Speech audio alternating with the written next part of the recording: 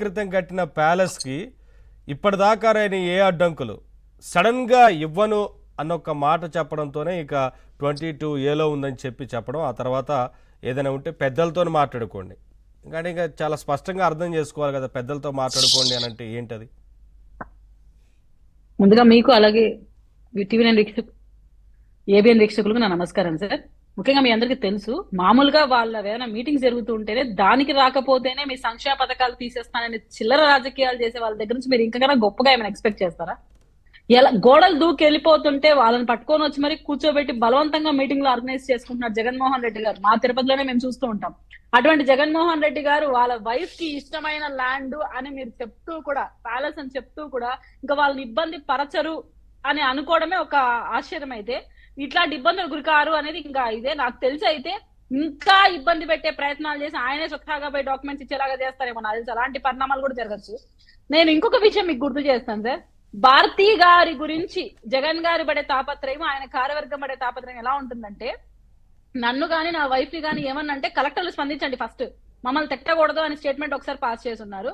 గతంలో ఎన్నో అఘాయితాలు మహిళలపై జరుగుతున్నా కూడా స్పందించని వాసిరెడ్డి పద్మ గారు కావచ్చు, మంత్రివర్యులు కావచ్చు, ఎవరైతే మహిళలుగా ఉంటూ కేవలం వైసీపీలో ఉన్న భారతీ గారిని మాత్రం ప్రొటెక్ట్ చేసే వీళ్ళందరూ ఆమెను సోషల్ మీడియాలో చిన్నపాటి ట్రోలింగ్ ఏదో చేశారంట సార్ భారతీ గారిని. దానికోసం ముందొచ్చి స్పందించి కంప్లైంట్ ఇచ్చారు. అంటే మిగతా ఏ ఆడబిడ్డకి ఎటువంటి అన్యాయం జరుగుతున్నా ఎవ్వరూ రాలేదు. ఈవెన్ మహిళా కమిషన్ చైర్మన్ అయిన వాసిరెడ్డి పద్మ గారు కావచ్చు, రోజా గారు కావచ్చు, తానేటి వనిత గారు కావచ్చు, రజనీ గారు ఎవరూ స్పందించలేదు. భారతీ గారి పైన చిన్నపాటి సోషల్ మీడియా ట్రోలింగ్ కి స్పందించారు. అంటే ఆమెను అంత విధంగా ప్రొటెక్ట్ చేస్తూ ఏదో ఒక ఎంపైర్ కి మహారాణిని ఎలా ప్రొటెక్ట్ చేస్తారో అలా చేసుకోవచ్చు.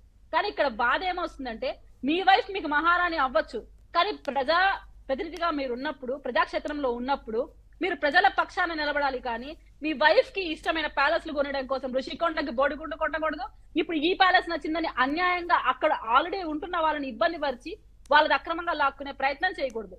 నేను ఒకటే మాట చెప్తాను జగన్మోహన్ రెడ్డి గారికి కానీ, ఈ రాష్ట్ర ప్రజలు కానీ, ఇంకొక 3 నెలలు అయితే సొంతం తాడేపల్లి ప్యాలెస్ ని తరిమి కొట్టే రోజులు ఉంటాయి. శాశ్వతంగా ఎక్కడ ఉంటారో కూడా ఆయనకు కూడా తెలుసు. కాబట్టే ఇలాంటి నీచ క్షత్రాలు చేసుకుంటూ ఇంకా నీచంగా దిగజారిపోతున్నారు. ఎందుకంటే రోజు రోజుకి ఒక సంక్షేమ పథకం పాపం ఎంత ఇంపార్టెంట్ ఒక మిడిల్ క్లాస్ ఫ్యామిలీకి మీరు అర్థం చేసుకోవచ్చు.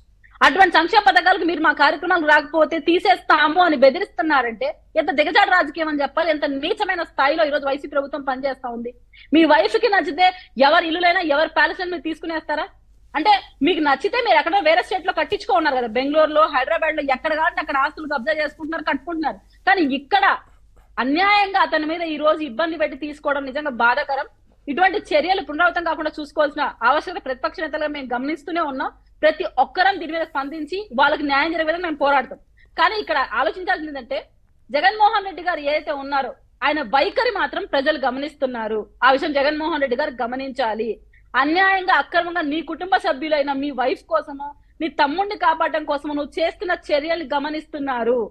ఇంకొక విషయం మీరు గుర్తుపెట్టుకోండి, సొంతం సునీత గారికి అన్యాయం జరుగుతుంటే ఆమె వచ్చి పక్క రాష్ట్రాల్లో ఉన్న కోర్టులని, పక్క రాష్ట్రంలో ఉన్న వ్యక్తుల్ని సపోర్ట్ కోరుతుంది. కానీ ఇక్కడున్న ఈ వ్యక్తిని కోరటం లేదు.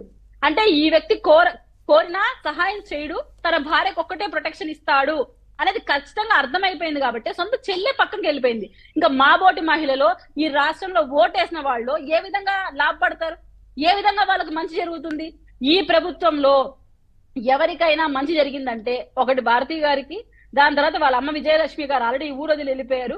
వాళ్ళ చెల్లి షర్మిల గారు అంత కష్టపడితే ఆమె వెళ్ళిపోయింది.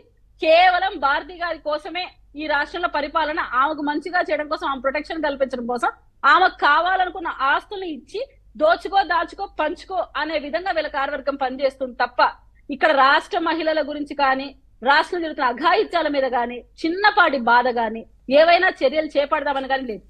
ఎస్పెషల్లీ చిత్తూరు జిల్లాలో ఉంటున్నాను కాబట్టి 30,000 మిస్సింగ్ కేసులు ఉన్నాయి. ఎంతవరకు దాని గురించి ఆలోచించింది లేదు. ప్యాలెస్ల మీద పెడుతున్న కాన్సన్ట్రేషన్ పాలవంతు మా ప్రాంతం మీద పెట్టుంటే కనీసం వాటిని సార్ట్అవుట్ చేసి సొల్యూషన్ ఎత్తకచ్చు. అసలు ఎందుకు మిస్ అవుతున్నారన్న కాన్సెప్ట్ ఒకటి గమనించారు కదా ప్రజలు. అంటే అధికారంలోకి వచ్చినప్పటి నుంచి కూడా అభివృద్ధి అనే విషయాన్ని పక్కన పెట్టి పూర్తి స్థాయిలో అక్కడ ఇల్లు కొందామా, లేదంటే ముఖ్యమంత్రి నివాసం ఏర్పరచుకోవడానికి ప్యాలెస్లు వెతుకుదామా లేదంటే ఏ ప్రాంతంలో ఏముంది ఈ వీటి మీదే ఎక్కువ దృష్టి పెట్టినట్లు కనిపించింది, కానీ ఎక్కడన్నా అభివృద్ధి మీద దృష్టి పెట్టలేదు. ఎంతసేపటికి రాజధాని ఉన్న రాజధానిని నిర్మించాల్సిన రాజధానిని ధ్వంసం చేసి 3 రాజధానుల పేరుతోని ప్రాంతాల మధ్య విద్వేషాలు రెచ్చగొట్టే ప్రయత్నమే జరిగింది.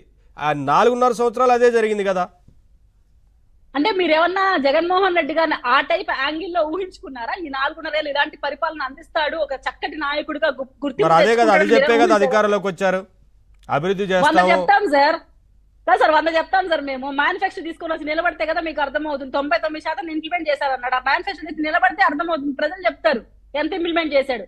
ఒకటే సార్, పాదయాత్రలో గమనించాడు ఎక్కడ ఎంత కబ్జా చేయొచ్చు, ఎంత లాభపడొచ్చు, ఎన్ని కేసుల నుంచి తప్పించుకునే ప్రయత్నానికి అధికారం తెచ్చుకోవాలి అని గమనించుకున్నాడు. అధికారంలో ఉన్నాడు కాబట్టి కేసుని తప్పించుకునే ప్రయత్నం చేస్తున్నాడు, తమ్ముడిని కాపాడుకునే ప్రయత్నం చేశాడు.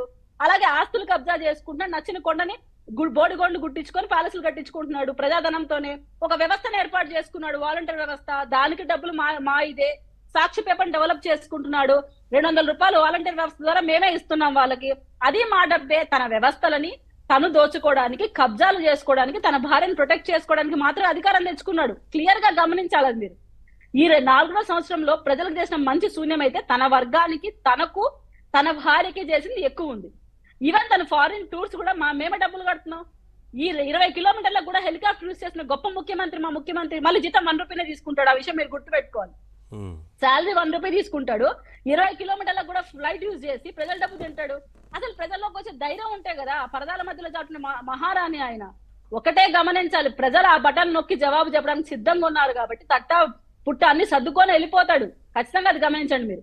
కానీ ఏదో పాత సినిమాల్లో చూసినట్టుగా విన్నట్టుగా ఒక ప్రైవేట్ సైన్యాన్ని అయితే తయారు చేసుకున్నారు రాష్ట్రం మొత్తం, మీరు చెప్పినట్టుగా ఆ వ్యవస్థను తీసుకొచ్చి. దరిద్రం ఏంటంటే ప్రజల డబ్బుతో తన సైన్యాన్ని తయారు చేసుకున్నాడు.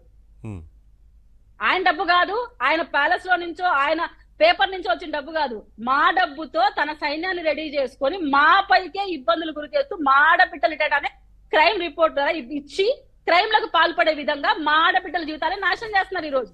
మరొక విషయం ఏంటంటే ఈ క్రైమ్ లో భాగస్వాములు అవుతున్నారని వాళ్ళకు కూడా తెలియకుండా పనిచేస్తున్నారు వాలంటీర్లు పాపం.